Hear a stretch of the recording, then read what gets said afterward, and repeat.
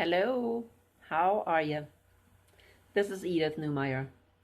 And again, I want to just let you know about my book, The Mystery of Adam. You can get it on Amazon. And if you want to read something about how God really created the human being, please read my book. I've done a lot of research and realized that our traditional belief about the creation is really falsely interpreted.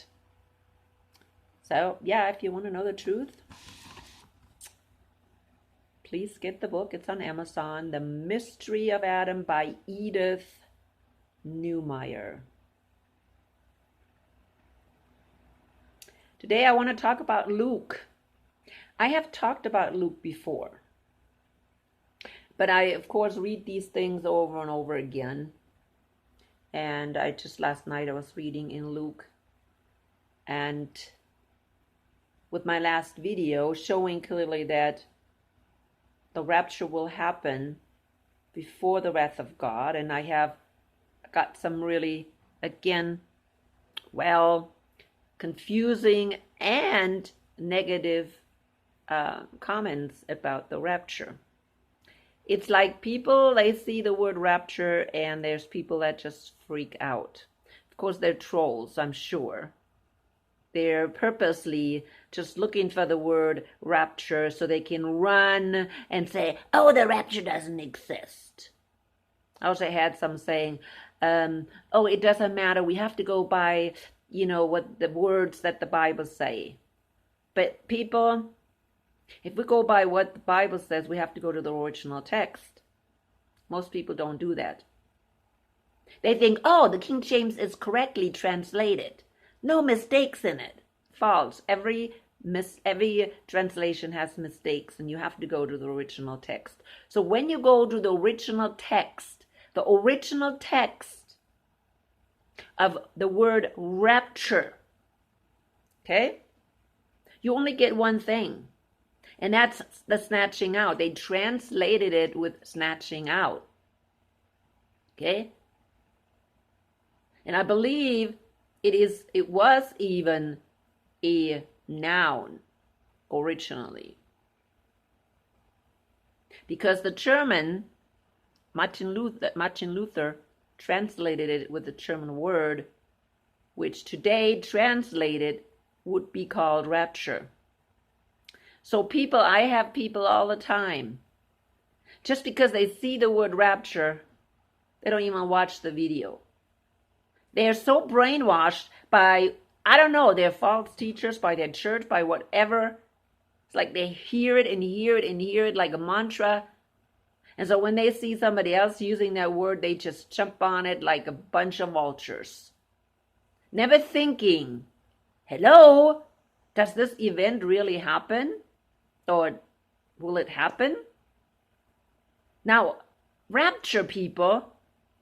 1 Thessalonians 4, 1 Corinthians 15. Can anybody deny those two chapters? Can anybody deny it? Can anybody deny that Jesus will be the one resurrecting first, and then those that are not dead, they will be changed in a twinkling of an eye? Now, what do you call that? The catching out of the bride. That's how they translated it. Okay? Well, then there's people that call it the rapture. That event was called the rapture. Why? Because in Germany it's called Entrückung. Okay? Simple. Because it's an event. Now, people, you're going to have to open up your mind. I don't want to hear any more of this nonsense. Somebody just seeing the word rapture and they freak out. I'm just tired. I know they don't watch my videos. And then they give me stupid comments. One comment I wrote, well, that's the reason why I use rapture is because I know it freaks people out. Really? People, let's define the words that we're using. And I define them very well. I say, look at 1 Thessalonians 4, look at 1 Corinthians 15. I said that. Oh no, I can ignore that. I don't need to listen to that. So today again, in Luke, there is no talk about this word rapture. No talk. That was an event that people believed in, even during the time of Paul, during the time of Luke, during the time, of Mark, Matthew. They expected for Jesus to return during their lifetime, to pick them up. Why? Because John 14, he told them, I will go and prepare a place for you, and I'll come back and pick you up. Because he gave them that promise. And he gave them so many promises saying, hey, you will not go through the wrath. There's going to be a wrath, but you're not going to go through the wrath. I said that in my last video, 1 Thessalonians 5:9. And also Yesaiah 26:19 through 21. Today I'm going to look at it again, and it's not as obvious. Now I'm, of course, using Luke. I read Luke last night. And Luke 21 talks about, now if you've been following me, you know that. If you don't follow, then you just continue to follow your false teachers. Luke 21 in the beginning, all the way to verse 25, is about the destruction of the temple. Clearly, because Luke only asks one question of Jesus. When will the signs, when will be the signs, when will it happen? It's not combining it with end times. So everything before 25 is about the destruction of the temple. And guess what? It says Jerusalem will be trampled by Gentiles until the times of the Gentiles are fulfilled. Here he is coming to the end of 2,000 years when the day of the Lord starts. He hasn't said anything about tribulation. There were tribulation, of course, during that time. That's what Matthew says. At the end of the tribulation of those days, the sun will be darkened and the moon will lose its shine. And this is what Luke says right here as well. He says, when the time of the Gentiles is over, he says, Jerusalem will be trampled on by the Gentiles until the times of the Gentiles are fulfilled. Now, I hope we understand what the times of the Gentiles is. The times of the Gentile is just as long as the times of the Hebrew, 2,000 years. Okay? And it goes from when the time of the Hebrews is over, which was 3.5 years after the crucifixion, until whenever the time is over, approximately 2,000 years. And the day of the Lord starts, because that's what verse 25 starts with. The day of the Lord. Why do I know it's the day of the Lord? Because the Old Testament prophets tell us when the sun goes dark, the moon loses shine, the stars fall from heaven, on earth nations will be in anguish and perplexity at the roaring and tossing of the sea. People will faint from terror, apprehensive of what is coming. They know the wrath of God is coming. Read Revelation 6:12 to the end. It says the same thing. That is when the wrath of God starts. That's when the day of the Lord starts. Now, Jesus didn't say anything about the rapture here, did he? Okay, so some people may be confused and thinking, oh, wait a minute, there's not going to be any rapture. What are you talking about, rapture? He's not saying that he's picking up his bride right here. But later on, he does. Because he says in 28, and you can read the rest yourself, all the terror that's going on. Then they see the Son of Man coming in the cloud. Who? The ones that are left over after the destruction. Okay? After the destruction. The wrath of God is destruction. It's not tribulation. It's destruction. It's absolute destruction. That's why people are in terror. Because there's absolute destruction. There's cataclysmic events happening. Everything is going crazy. And people are dying. And then after that, they're seeing, after the wrath of God, they see Jesus in the clouds. And the ones that are left over, there's not going to be very many left over. They're going to scream. Now, however, he says in 28, when these things begin to take place, what things? Well, the moon getting stars, the sun going dark, the moon, everything, all the catastrophic events, when they start happening, stand up and lift up your heads, because your redemption is drawing near. Now, Paul used exactly that word in 1 Thessalonians 5:9. He says, we are not destined for wrath, but for redemption. Use the same word. And Jesus right here is saying, before these things happen, you look up, because your redemption is drawing near. In other words, he's saying, I'm going to pick you up just like I promised you before the wrath of God. Now, we also saw that, of course, in Isaiah 26, 19 through 21 in my last video. So don't be ignorant. That's why we know before the wrath, Jesus will come and pick up his bride. Now, he continues to say that at another place. He says in verse 34, be careful. Actually, maybe we should read the rest of it. Truly, I tell you that this generation, no, that's not what I want to see. Well, let's read 34. Be careful, for your hearts will be weighted down with carousing, drunkenness, and anxieties of life, that the day will close on you suddenly like a trap.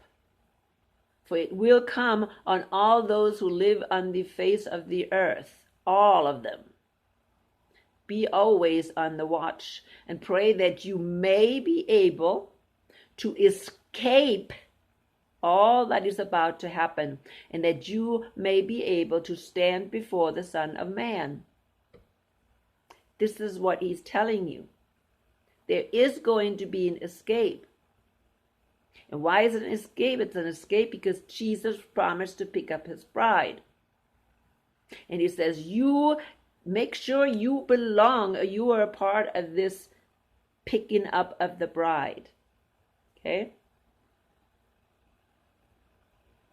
Always watch and pray, for you may be able to escape, and pray that you may be able to escape all that is about to happen, the wrath of God, and that you may be able to stand before the Son of Man.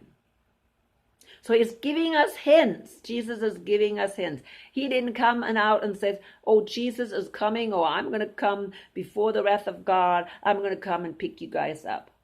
No, he is telling us, but he is telling us what? In covered up. Okay? Because it wasn't meant for everybody. It was only meant for the believers. And so he's telling us that before the wrath of God, you look up, because your redemption is drawing near. Jesus will pick you up. When you see these signs that something is coming, then you look up and expect Jesus to pick you up. You are not going through the wrath, people. And Luke is saying that, or Jesus actually is saying that very clearly. Very clearly. Jesus is saying that. And that's why I wanted to bring this up again today. Because in my last video, I was clearly showing, using Isaiah, that the wrath will happen after the resurrection and the snatching out of the bride. Now, that's what I'm talking about when I say rapture. And I think that's what most people think about. The problem is, how do we place it?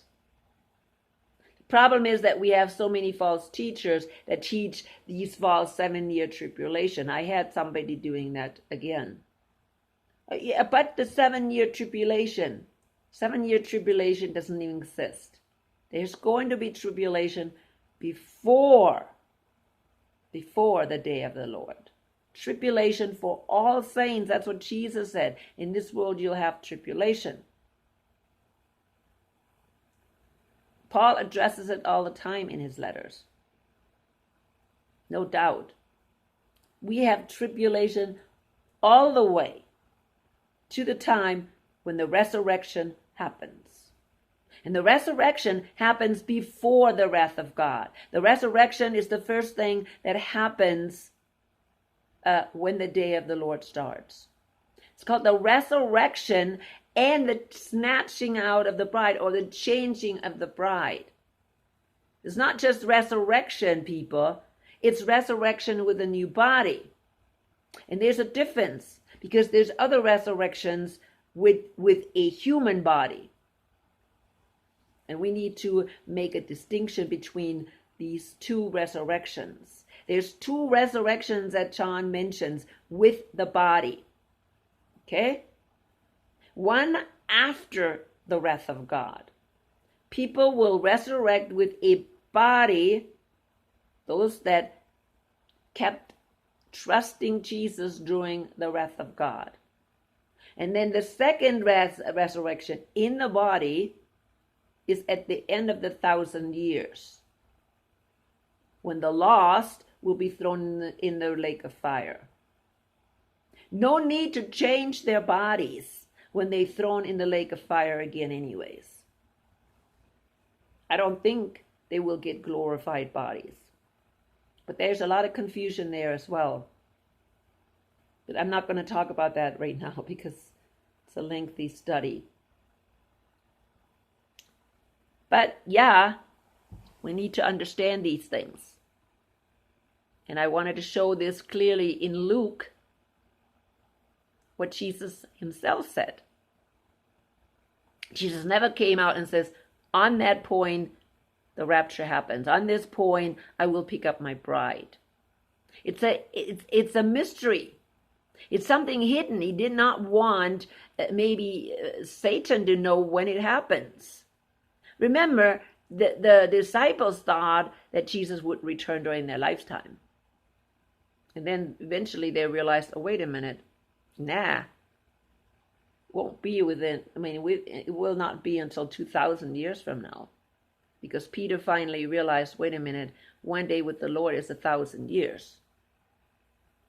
And, well, maybe we have to wait another 2,000 years before he returns. And that's something they didn't know. And that's why it was sometimes confusing the way they put things together, especially Matthew. And then you have a false teacher that comes in and things are already confusing, and he runs even more with the confusion. Because that's the case with Matthew. Most people are totally confused.